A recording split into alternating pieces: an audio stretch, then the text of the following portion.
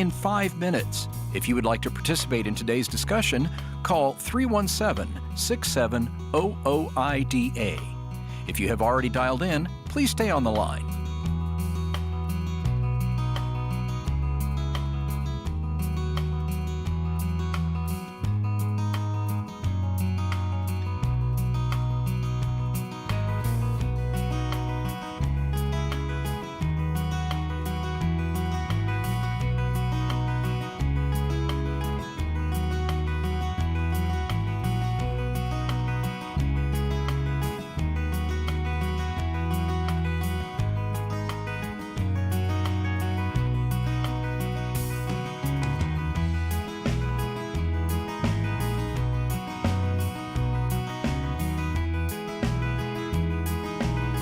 Live from Exit 24 will start in 4 minutes. Please stay with us.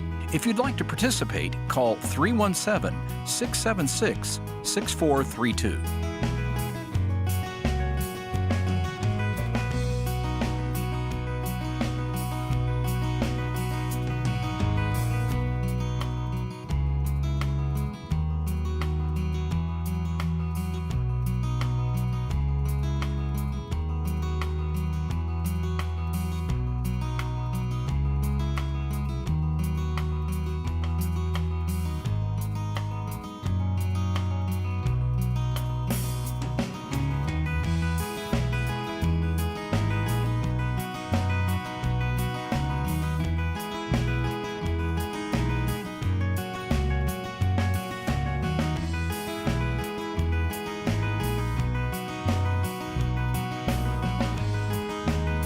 Live from Exit 24 will start in 3 minutes.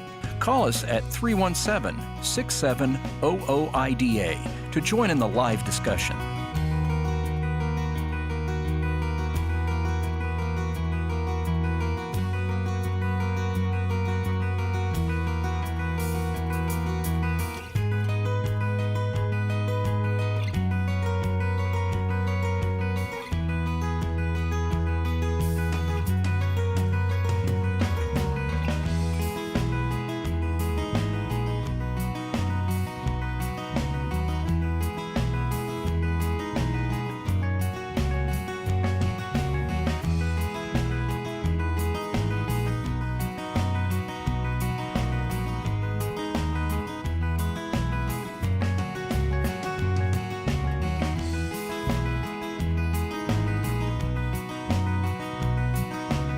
Live from Exit 24 will start in 2 minutes. Please hang in there. If you'd like to ask a question, call 317-676-6432.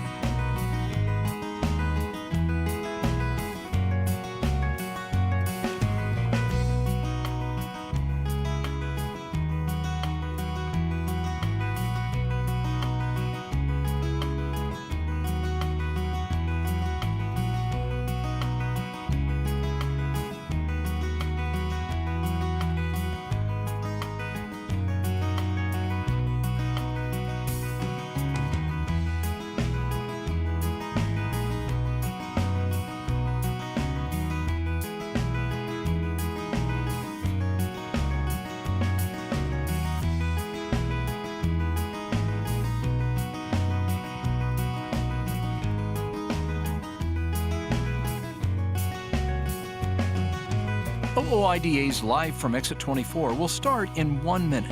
Please stand by or call us at 317-676-6432 to join us.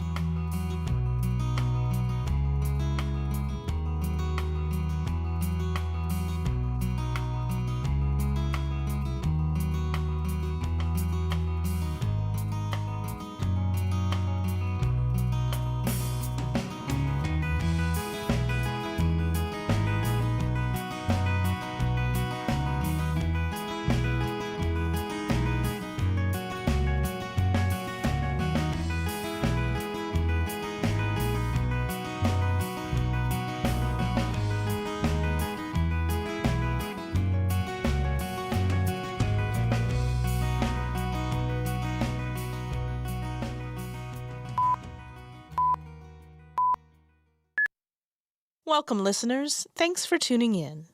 Live from Exit 24 is brought to you by the Owner-Operator Independent Drivers Association. I'm Norita Taylor, your call screener today. Your host and special guest will join the show shortly. But for now, know that you can take part in today's show by calling with your questions or comments about the topic of discussion, which we'll introduce at the top of the show. The number to call is 317-67-OOIDA. That's 317-676-6432. And now I'll turn it over to your host. Hey, thank you, Narita, and welcome to another episode of Live from Exit 24. We have an awesome show lined up this evening. I'm joined in the studio by Dale Watkins, heads up our business services department, was on the show 2 weeks ago, and probably thought he wouldn't have to hang out with me for a while after hours doing this again, but here you are. Silly me. Well, Dale, I'm glad to have you back, and on the phone, we have Ann Reinke, President and CEO of the Transportation Intermediaries Association, TIA. TIA is the largest and perhaps only association that focuses on issues that impact third-party logistics companies, which obviously includes brokers. And if you can hear me, welcome to the program. I can hear you. Thanks for having me. Awesome. Thanks for joining us. And I will say this, when I sent out information to our members about the show, I got quite a few emails back, which is a good thing, right? This is broker-related issues is something that a lot of our members have an interest in. It's, folks that deal with them on a regular basis. So also just wanted to add, and in case it comes off this way, we're not, not all brokers are bad. I hope our members are hearing that. And I'll even add that, I've spoken to plenty of our members who don't necessarily speak so highly of others out on the road. So my only point is that no industry is immune from people and businesses that do things the wrong way. And trucking's no exception there either. But before we get into some of the issues, Ann, can you quickly tell us a little bit more about yourself and TIA and what kind of members the association represents? Sure. And Mike, I have to say, when did you and I first meet? Was this like 20 years ago? So 5 years ago? I cannot remember. I was talking. Yeah, so I was talking with someone about that before the show started, and it would have been roughly 2007 or 2008. I was working for then Congressman John Mike out of Florida, and I'm pretty sure it would have been 2006 to 2008. So yeah. Gosh, aren't we old, Mike? But we're much smarter these days now than we were back then. Well, that's debatable. For me, anyways. Right. So like you, Mike, I worked in Washington for a long time. I was with CSX for many years, for 16 years, and that's Freight Railroad, as you know. And I left them in 2019. I briefly worked for the U.S. Department of Transportation, about 18 months as a political appointee. It was a fascinating experience, but something that I knew was likely to come to an end. What was the election? You remember the election last year? I've heard something about that. Right. So I found this TIA opportunity, and I'll tell you, our members, I know you just talked about there's good and bad apples. I think our members are the best of the best, and they pride themselves on that. We really have a sort of good housekeeping seal of approval when you join TIA because we are committed to being ethical and effective and efficient and all of that. So what do we do before I just keep bragging about us? We essentially connect the shipper with the carrier, and we provide any number of different transportation services. It can be truckload brokerage. It can be less than truckload brokerage. It can be freight forwarding. It could be, IMCs, intermodal companies. It can be warehousing. So any number of a variety of services that we are connecting the shipper on the one end of the transaction with the motor carrier most often, right? That's our most sort of facing, most of our members have that facing motor carriers, but often we do have railroads and ocean-going vessels. Very cool. So I'd say quite a like bit. 80% of them, 80% of them are, under $50 million in revenue, small kind of folks. And then, obviously we represent all of them. So we have those that are very, very big as well. So very pretty diverse membership, both in what they do and how big they are, correct? That's right. That's exactly right. And, they join TIA for different reasons. Some of them because they want to scale up and become big. Some of them because they appreciate the advocacy. Some of them because they like the networking and improving themselves through best practices. And some of them enjoy the education that we provide. So they join for a variety of reasons. We try to meet their needs as best we can. Well, and my next question was going to be about some of the, you mentioned the best of the best, and I think kind of one of the things I wanted to ask about was the TIA Bond, which is perhaps another reason that people join TIA. I don't know a lot about the bond. I've read about it on the website. I've heard about it before, and maybe this is an overly broad question, but what is the TIA Bond, and does that sort of reflect the kind of companies that TIA represents? And the reason I'm asking about the TIA Bond is broker bonds will come up, I'm sure, during the next hour. Sure. So as you know, there's a requirement for property brokers to have a proof of insurance coverage. And so that's a legacy from MAP 20, well, prior to MAP 21. I think we increased it. OIDA, API, and TIA increased it to $75,000 back through MAP 21. We worked together on that. And that's essentially to provide a fund of money in case we all operate in the land that things happen, stuff happens, right? So this is to provide coverage for those motor carriers who, incidents occur along the way. And so it's essentially, being licensed, bonded, and insured, right? And so we're required to have a license. We're required to be bonded and insured. And so our TIA bond, because it goes through an extensive underwriting practice and we do credit reviews and, we make sure that we sort of cross every T and dot every I. It's a very thorough process. So it stands out above the rest of the other kind of surety providers, we think. And what we also provide is coverage above $75,000, so up to $250,000 bonds. And really, if you are thinking about working with a broker, I hope you will look at the brokers that have the TIA bond, because that means they are committed to working well with their carriers. And who handled? I mean, if there's a claim on the bond, how is that? Do you know how that's handled? Is it handled differently than, or is there some other standard than other broker bonds, other bonding or surety companies out there? Well, I will tell you that I know we work with Avalon Risk Management to handle those claims for us, and so we process that. They sort of process the claims and work to address them all. Gotcha. Dale, I promise I wasn't ignoring you. No, that's fine. And the reason, Dale Watkins heads up our business services department. Under the business services umbrella, there's a number of other departments. And Dale's department basically gets the bulk or, the majority of calls and emails that we get from members that have issues with brokers. So I thought it was kind of a natural fit to have him on here. And Dale, can you just give us a quick little background on the business services department and what sort of broker-related calls you guys tend to get? Okay, well, business services, like we've got compliance, permits and licensing authority. But on the compliance side, that's where we get all the calls. Basically, some of the bigger broker issues we're seeing right now is on deliveries. The carrier gets to the appointment time, and he goes in to check in to get unload, and receiver says, "You're not supposed to be here till 3 or 4 more days."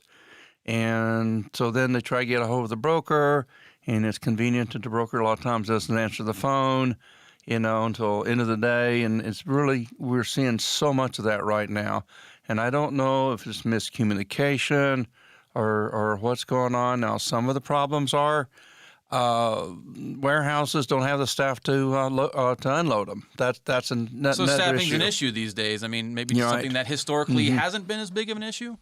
No, it hasn't. No. But, beginning of this year, we've really seen a lot of the miscommunications as far as these guys not being able to get unloaded. But that seems to be majority of it right now. And what are you able to tell, members that call in about that? I mean, I assume there are some issues you can help with and other issues that you can't. This kind of becomes a slippery slope. If the broker's not responding, you're going to have to go back to the shipper. Of course, most of the broker carrier agreements in it, the carrier has to agree not to contact the shipper, but he has no choice in the matter because the broker's not resolving the issue. And sometimes we're finding out, we had a case of the day, the shipper says, I've got notification it's unloaded. No, it's still here on the trailer. So I don't know how to fix it. Gotcha. Just miscommunication. We have a couple of callers already lined up. So let's go to the phone real quick. We have about 4 minutes until our next break, or our first break, I should say. And Gary in Indiana, if you can hear me, you're on the line. How you doing this evening? Oh, I'm good. Just heading down the road toward Louisiana. Very cool.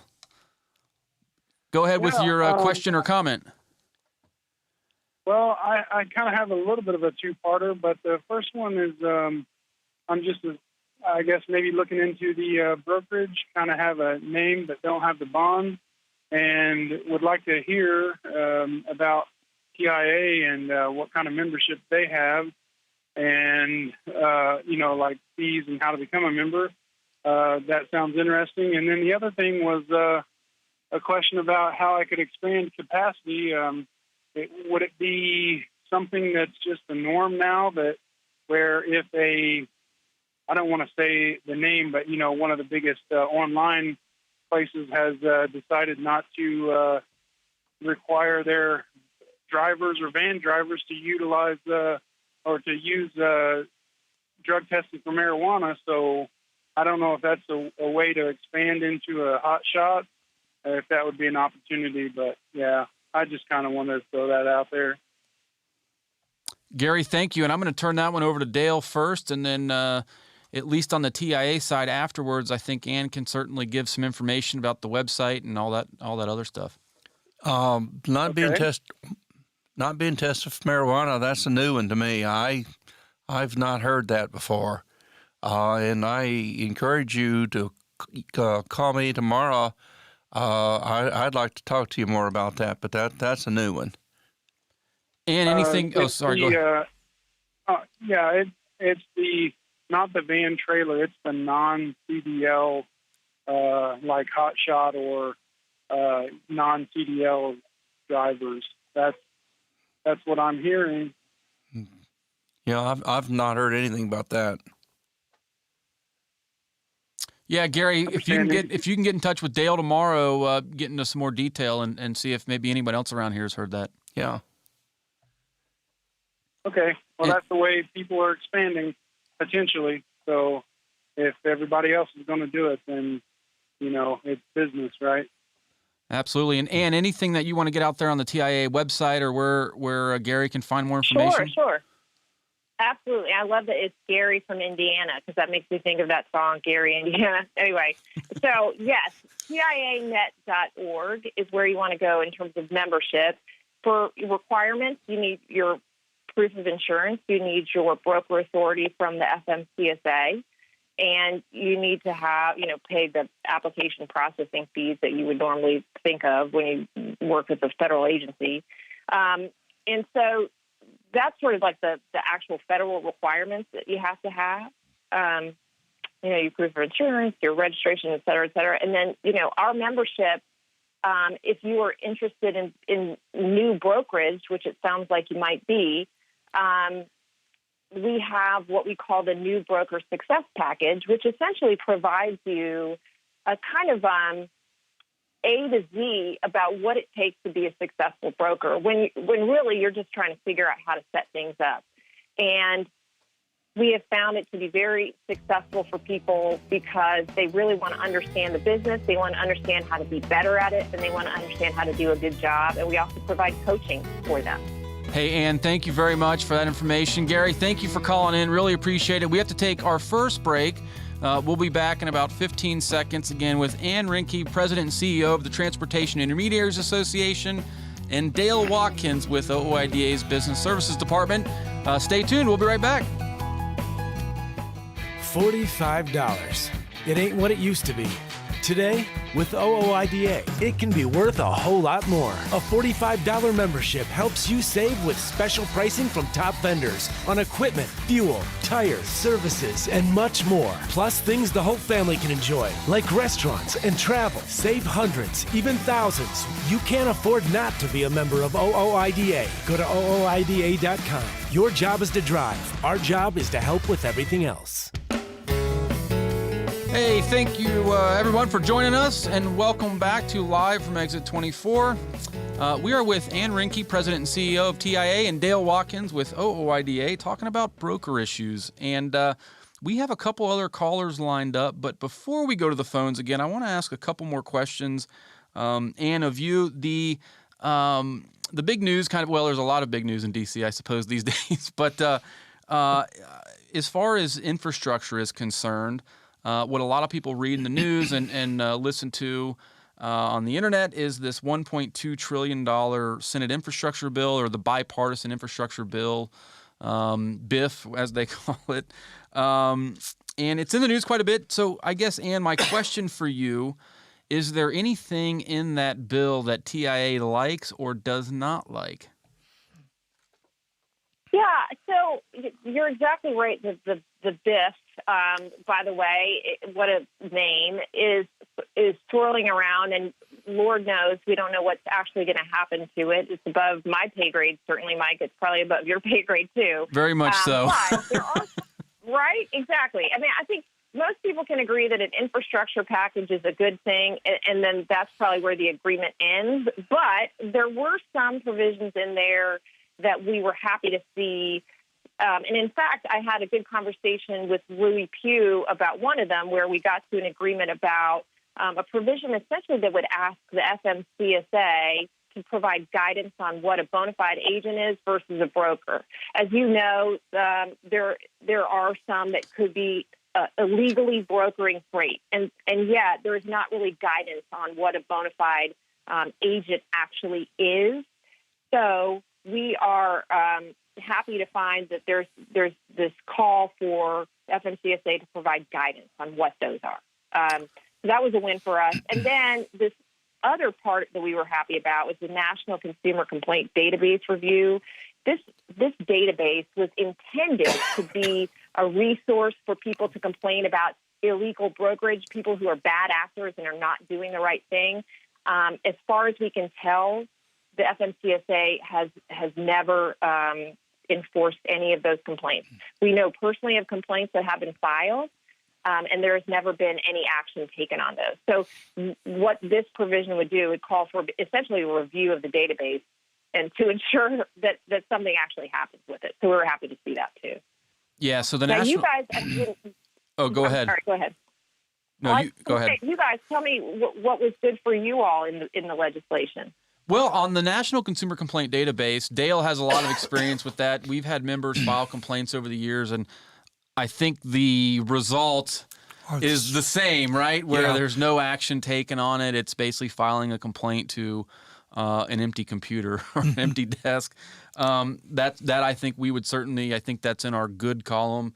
As far as the I think you're talking about Section 23021, which and I want to read that out, and I think that's important for people to know. It does a couple of things, deals with definitions, but on dispatch services, which I know is going to come up later, it requires DOT to examine the role of dispatch services in the transportation industry, examine the extent to which dispatch services could be considered brokers or bona fide agents, and clarify the level of financial penalties for unauthorized brokerage activities. So things provisions or a review that is something, and I'm sure obviously you guys support. I think that we were in that same camp as well. Don't hold me to that, but I think we were.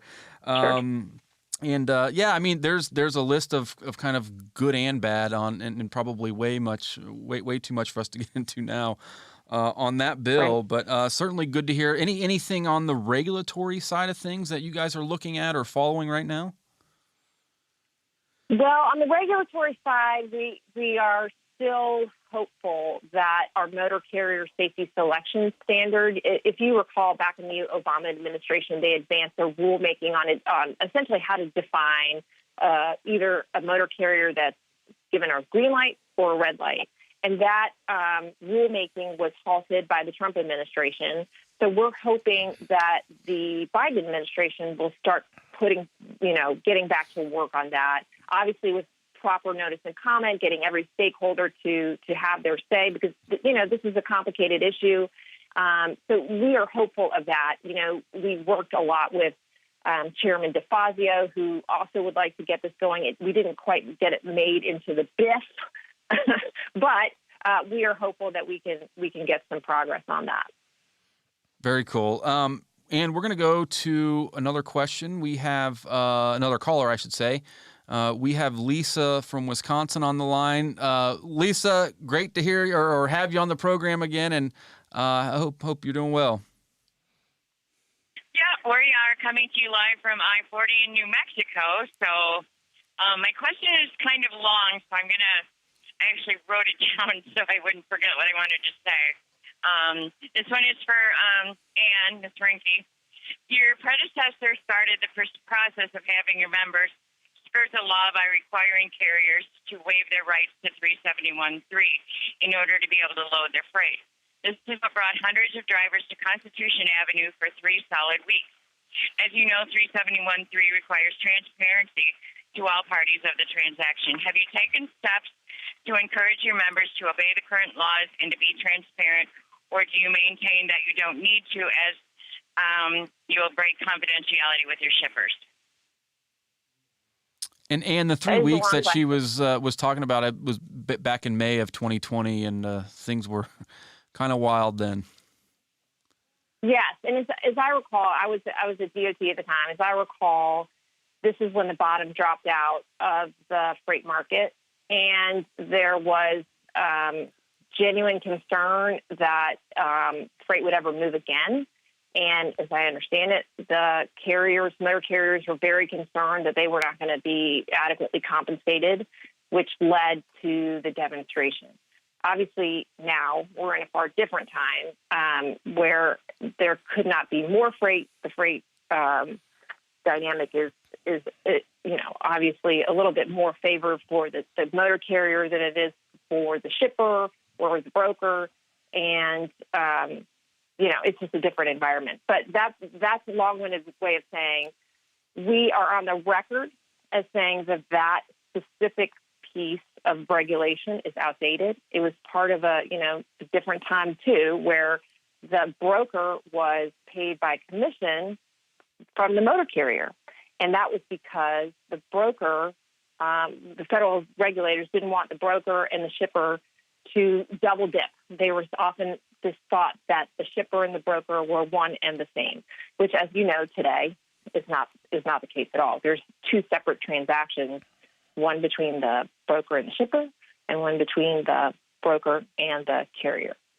So that's where we are on the record. There has been no action, as you know, from the FMCSA, if you recall, out of that. I think that issue has abated just because the freight is coming at us, and we're delighted to have it that we're seeing that. Of course, it kind of screws up the supply chain, as Dale mentioned. But anyway, that's where we are. Lisa, any follow-up real quick? Well, I totally disagree with her that it's not an issue anymore. It's totally an issue. It's a current law. It should be enforced. It should be, abided by. The other thing your predecessor said was that we owner-operators would go out of business without brokers. I'm curious to know your stance on that statement. Gosh, well, I think we're incredibly interdependent. I think we need you guys enormously, and try to develop the best of relationships that we can.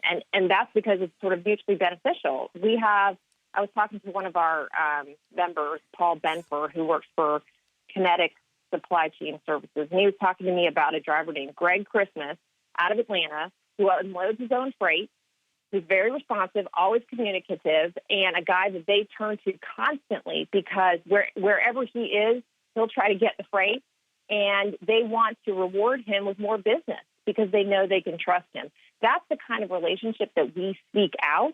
We need owner-operators. You guys are 90% of the motor carrying population. So, I think we need you a lot, and I think you guys need us, and hopefully we can sort of develop a relationship based on that. All right. I appreciate your time. Hey, Lisa, thank you so much for calling in. Great to hear your voice again.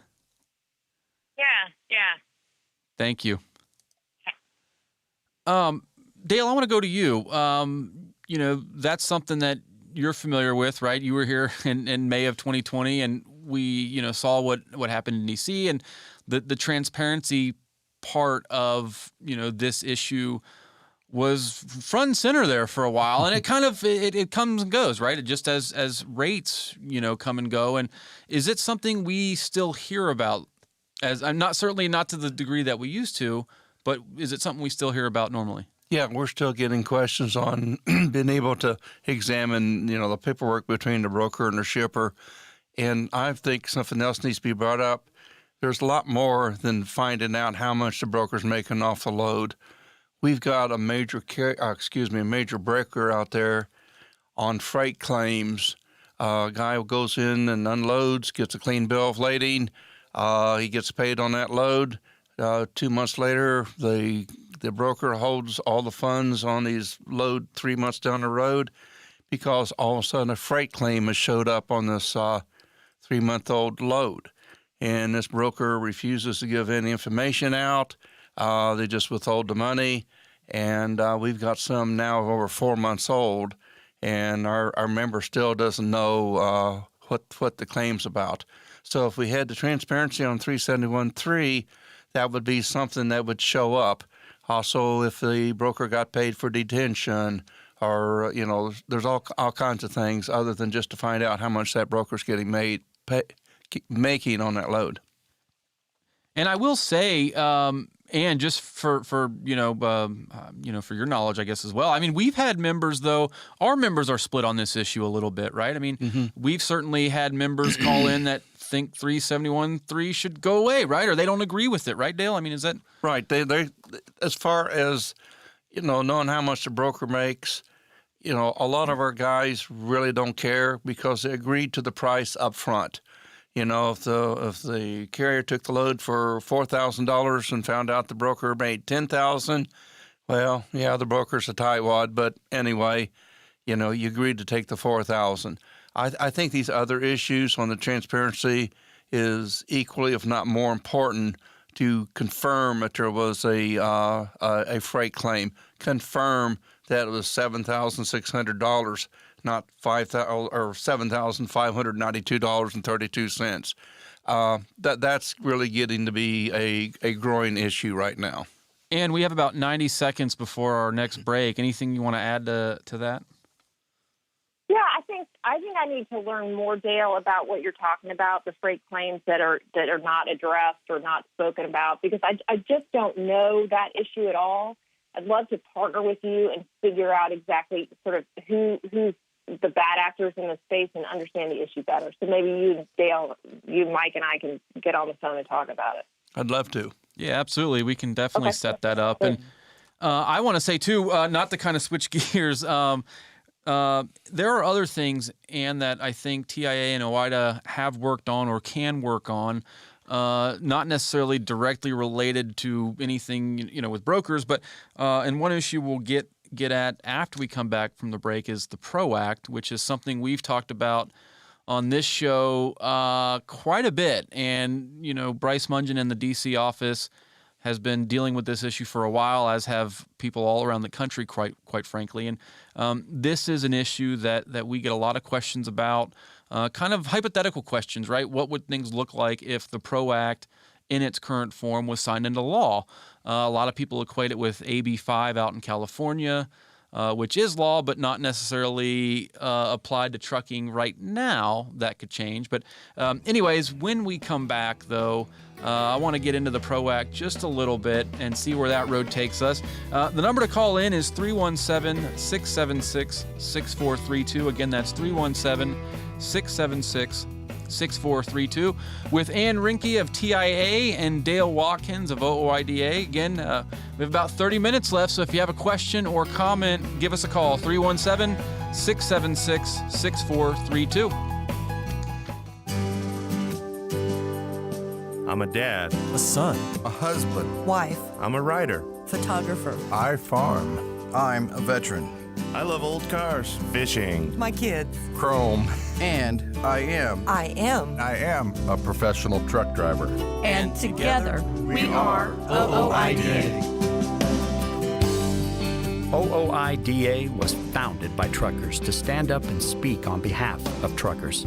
We've done that by combining the individual voices of our members into a single, powerful voice.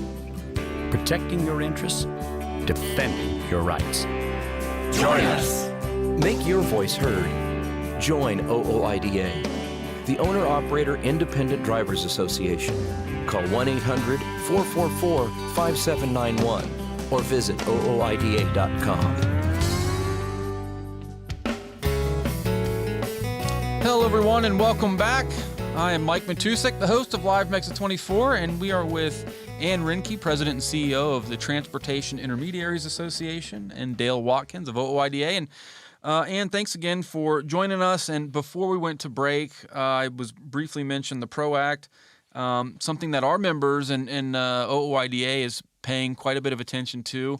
Is how does TIA look at this issue, and what's what sort of meetings and issues are you dealing with as far as the PRO Act is concerned?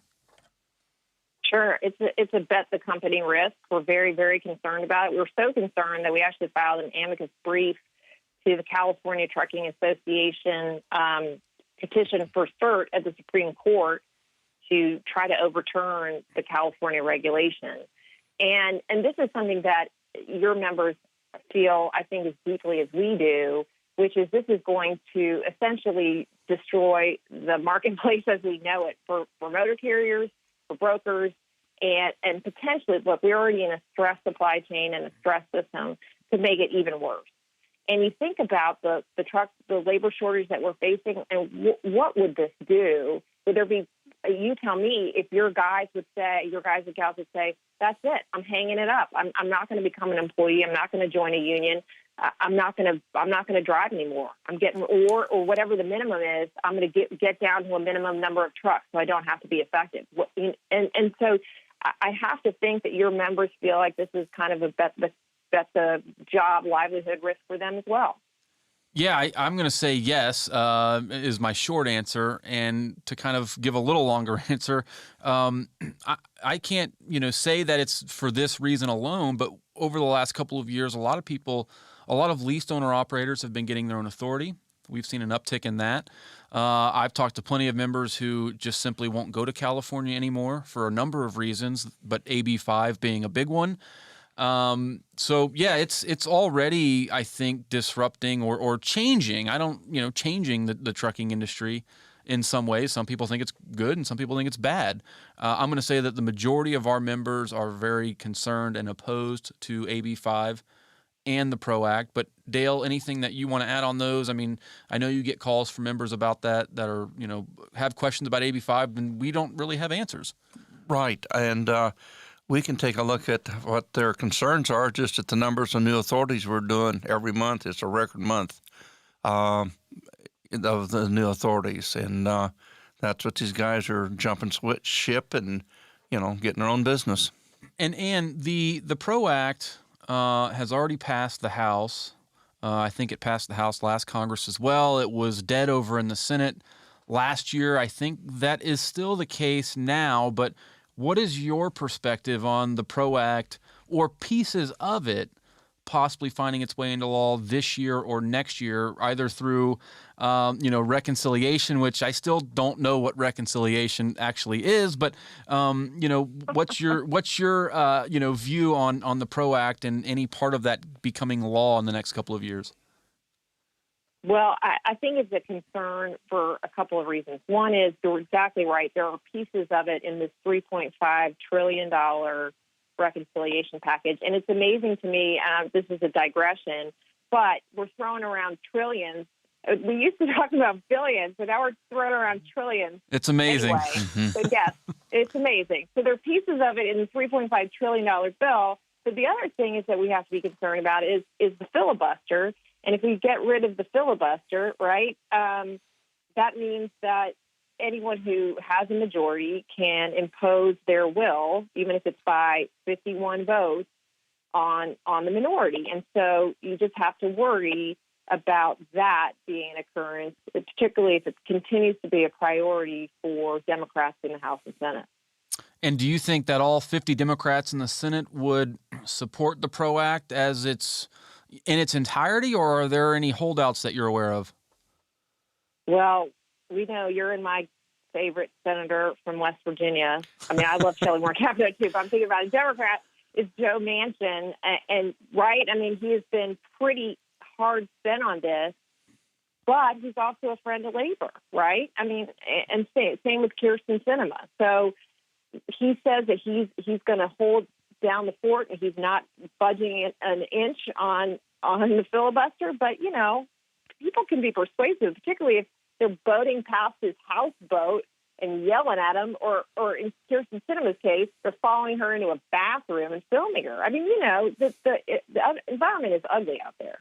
It is. And I guess, you know, when you ask about the filibuster, whether or not that would change sort of during regular session this year or in 2022, I would imagine that the midterm elections next year, if that goes in favor of Republicans, perhaps the lame duck, right, in November, December, early January, well, I guess it would just be November and December, but before the next Congress would be sworn in, would be another potential opportunity for the current,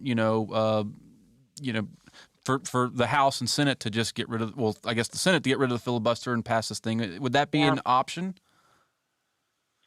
Yeah, I think so. I mean, you know, we've been going down this slippery slope since Harry Reid was the Senate Majority Leader, and it gets taken away in dribs and drabs. And I think everyone who's in the minority seems to regret it. But you know, you can't you can't tell senators to maintain perspective. At least I can't. I'm not able to do it. No, I wouldn't waste your breath. And we have another call that is another caller that's been waiting. I'm going to get him on. Bill, another familiar voice. Glad you're calling in. Hopefully you can hear me. How you doing this evening?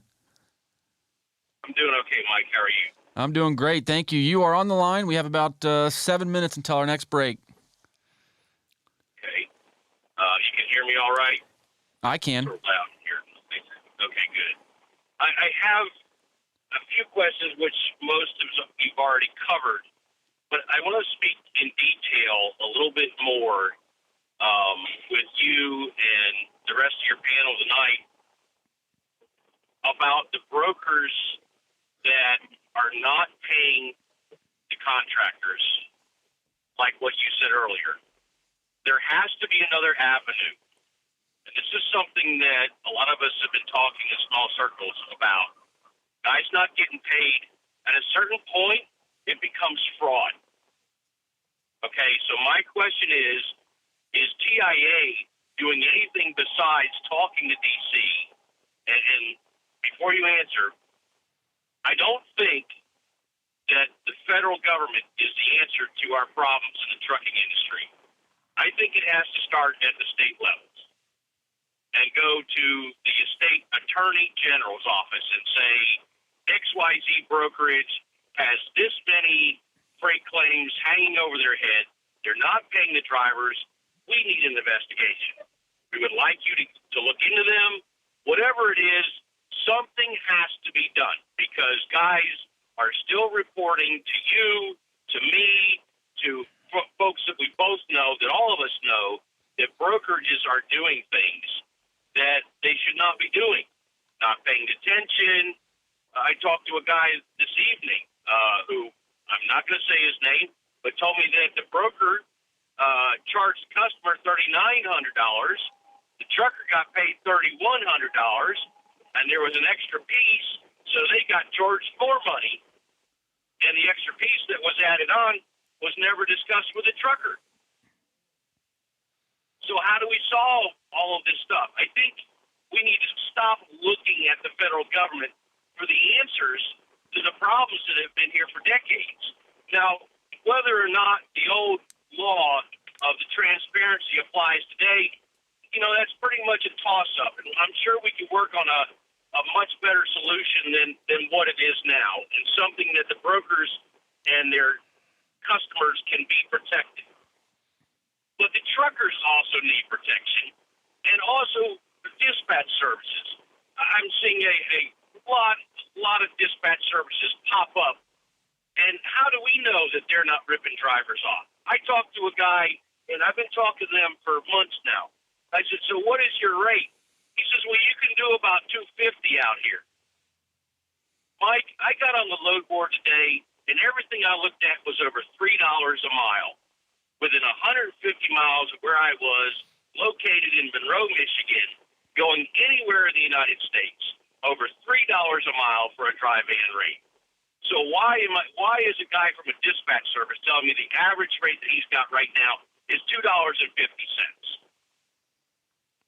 Truckers don't feel that the brokers, not all of them, the example that was brought up earlier, that the trucker tries to do the best he can, that's why brokers call it. Well, that's a great business relationship, but there's a huge disconnect between a lot of truckers and a lot of brokers. And the other point I want to discuss is this double dipping. It happens. It happens out here every single day. Sometimes loads get cut 3 and 4 times before the trucker actually gets it. So we need to work on solutions as far as I'm concerned. But I'm not agreeing that the federal government is the answer, because basically what both of you said so far is the FMCSA has gotten the complaints for decades and not done anything. So what is the solution that OIDA has or that TIA has that can be discussed and focused on at a state level or a different direction altogether? Go to the states and go to the Attorney General, or what do we do? Do we pile up like the Coleman Law Firm, or what do we do? Drivers are stuck with, okay, we've got this problem, but nobody is solving it. We've been talking about it now for a long time. And like you said earlier, truckers went up to D.C. and protested, but nothing ever came out of it. And we can't blame the last administration and then let this administration off the hook because they haven't done anything about it either. To me, it's like everybody's just talking and passing the buck.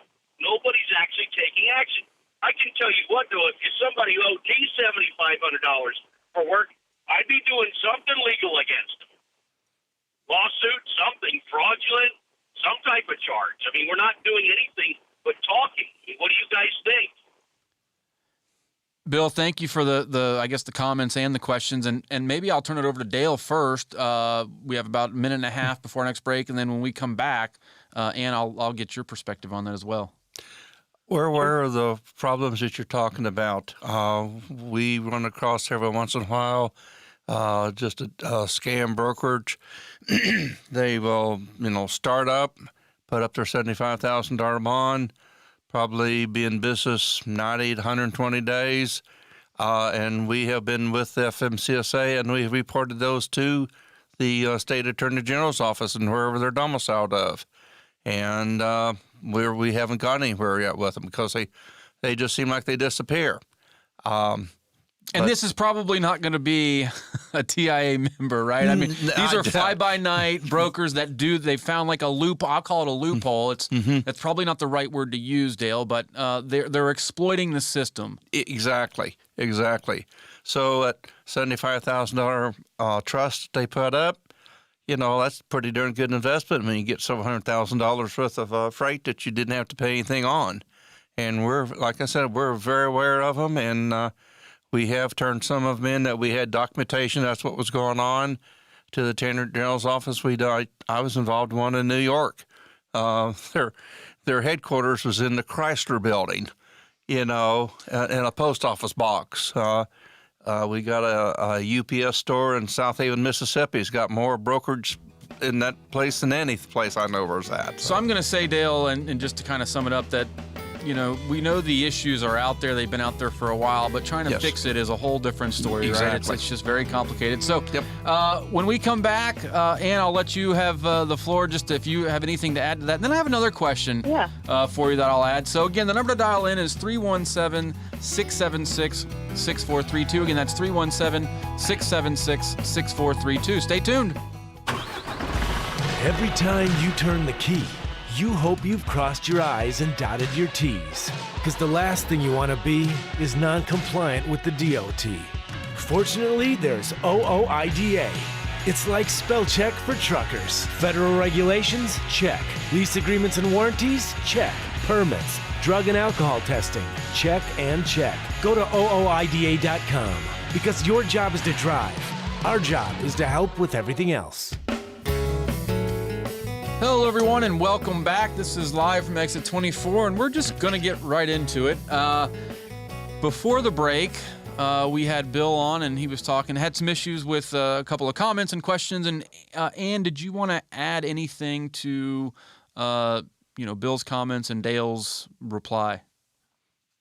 No, so Bill couldn't see me because we're on the radio, but I was nodding my head throughout the entire discussion. Bad brokers are a scourge, and we absolutely see incidences of double brokering.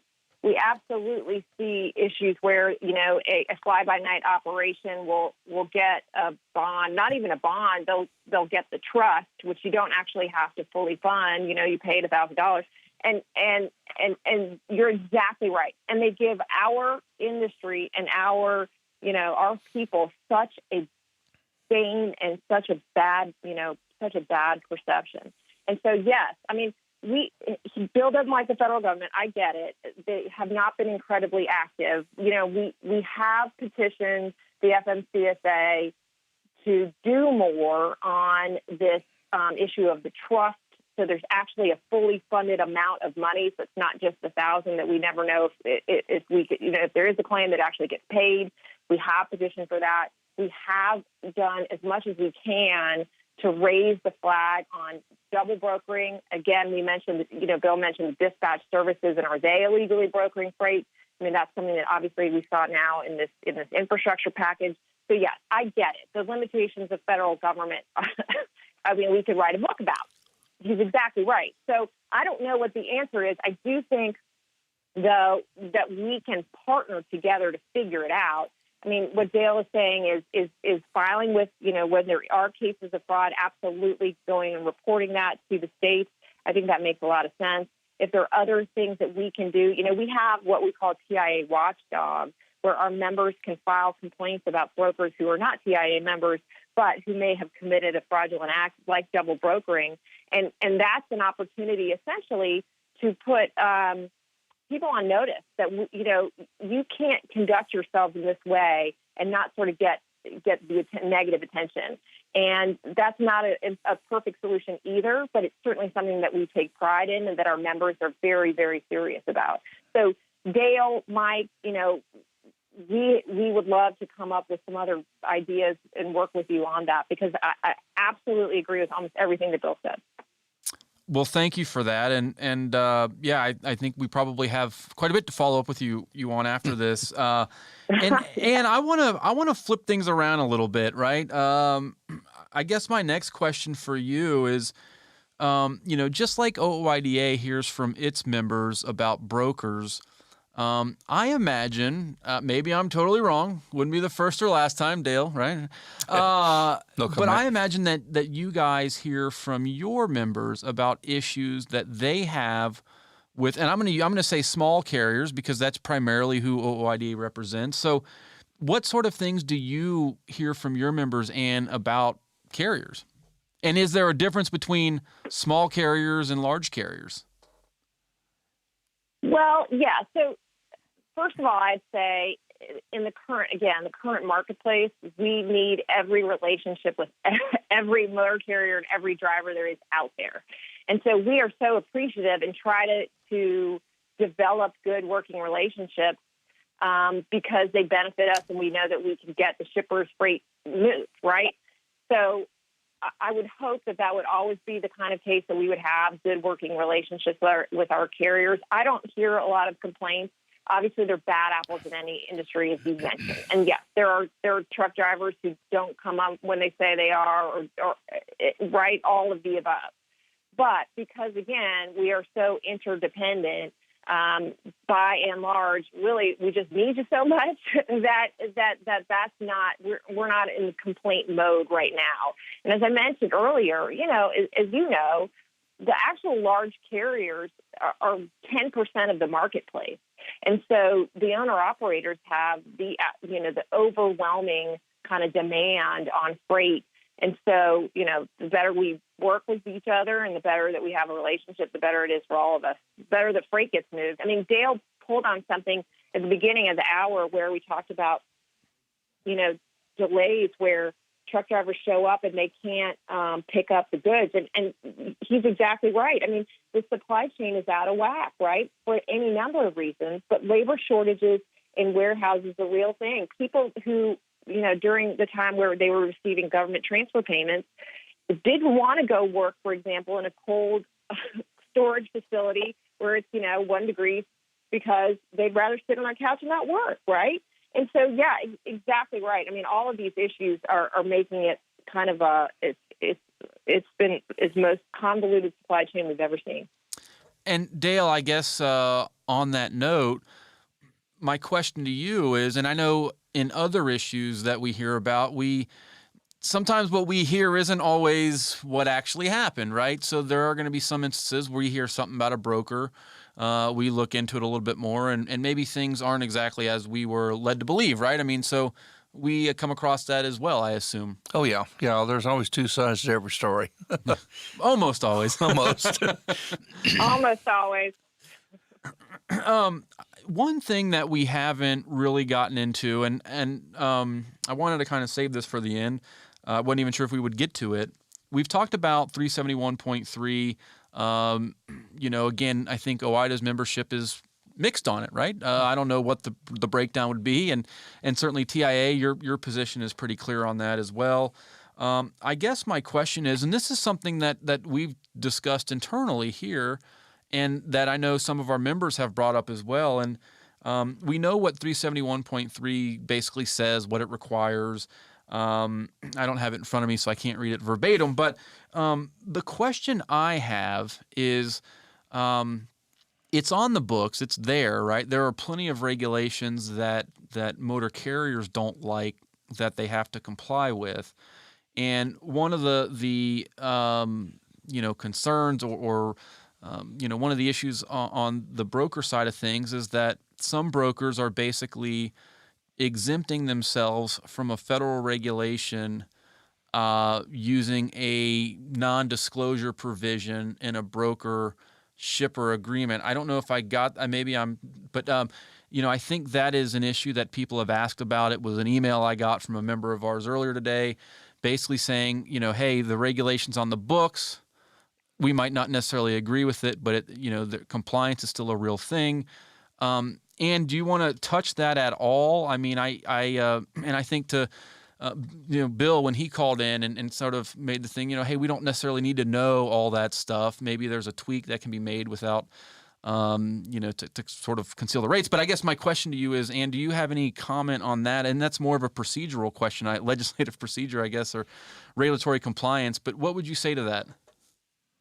Sure. I would say the short answer is yes. So it is legal to contract out of 371.3, as many brokers do right now, just because of strict non-disclosure and confidentiality agreements that shippers have. And why do shippers have that? Well, for any number of reasons. Because they don't want to give their competitors secret sauce. They don't want to tell their competitors what the lanes are that they're choosing. They don't want to tell the competitors what the stops are along the way. These are all the reasons. And maybe it's my old freight railroad bias rearing its ugly head. I don't know. But, these sort of contracts that you have with shippers are hard fought, hard won, and typically have a lot of proprietary information about what the shipper does, where the shipper operates, and what, how the shipper makes its money. And so brokers are not in the business, I think, of trying to reveal that information and violate a huge relationship and a huge contract that they have. So that's our perspective on it. Do you think, this is a very complicated issue, regardless of which side of it I think you're on. Is this something that FMCSA would even open up for, to try and tweak it? Does it need some sort of legislative action for something to change, whether that be a good or bad change on as far as the way you guys see things? But or is this just one of those things that, what has to happen to get something like this to change realistically? Well, I think I mentioned at the outset, because of last year and because of the pandemic and the very, the basement level that we were operating in March, this all led to filings at the FMCSA. They have not taken action. The Trump administration didn't take action on them. They had a hearing last October. Actually, I think it was the week I started at TIA. How about that?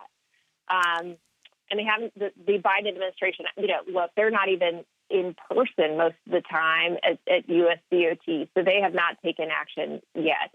I don't know if they will. I'm honoring my ban. I have a year-long ban. I cannot talk to anyone at USDOT, so I don't know what they're planning to do. As you know, we're on the record filing for a part of that provision to be repealed. You guys are on the record for asking for an enforcement action of it. I couldn't tell you. I can't read the tea leaves to let you know what would actually is going to happen. And I think, again, the marketplace has changed everything. I don't think that there is not a driving force right now for the FMCSA to take action. Yeah, no, and I think that's a very fair and honest answer. Dale, anything that you want to add on that? I know it's something we hear about from members, but I'd say right now the members we're talking with, like we're having trouble. Like I said, we're having trouble on some of these freight claims right now, and appointment times. We got a lot of members would like to know if there actually was a freight claim, and when the broker made the deal with the shipper, was he supposed to be at the receiver on Tuesday or was he supposed to be there at Friday? I know all that be water under the bridge as far as that part, but that would kind of help build trust with the broker, or, kind of get an idea on that. Hey, Ann, this is just a general question. Any idea how, I think you guys have, TIA has 1,300 members. Any idea how? Oh, we're up to 1,800. 1,800. Okay, so gosh, maybe I was reading an outdated webpage. Well, that's awesome, I guess. Congratulations on that. My question, though, is so you have 1,800 members. Any idea how many, how many people out there have brokering authority? In other words, this is according to some stats that I have heard, that there are 21,000, brokers out there with broker authority. Of that, I have been told that only 8,000 of them are any good. Now, I don't know what that means, but, so we would represent 1,800 of the best of the best. Let's say 1,800 of those 8,000. But, this field, it continues to grow. And I think having the supply chain on the cover of the Wall Street Journal, as you've seen it, or on the cover of the Washington Post, has certainly made a lot of people aware of the supply chain, aware of broker. I don't know how many people knew what a third-party logistics professional was pre-pandemic, really. So it's certainly cast a light on this part of the industry and this part of the supply chain. Well, and the reason I asked that question is I think TIA, much like OOIDA, we, even if you are not a member of OOIDA, what truckers do out on the road reflects on us as an association and the industry as a whole. Brokers are no different, I assume. TIA, it's the same issue there. So, and we are out of time. I wanted to give you the last word. I apologize, though. We have 30 seconds. So, but thank you so much for being with us. It was great to hear your voice again. It's been a long time since we've spoken last, but thank you very much for spending some time with us. Sure. And Mike and Dale, we've got a conference call we got to set up. We will certainly set that up. I promise you that. And Dale, I guess thank you to you for spending some time with us too. So, and we'll get back with you on that very quickly. Really appreciate it. And for everyone out there listening, thank you. We'll be back in 2 weeks, 7 o'clock Central Time. Please join us. Thank you for joining us today. Live from Exit 24 was brought to you by the Owner-Operator Independent Drivers Association and our technical crew, Barry Spillman, Nate Kelly, and Jim Fetzer. If you aren't a member yet, call our main number during business hours to join, and that number is 816-229-5791, or you can just go to our website at ooida.com.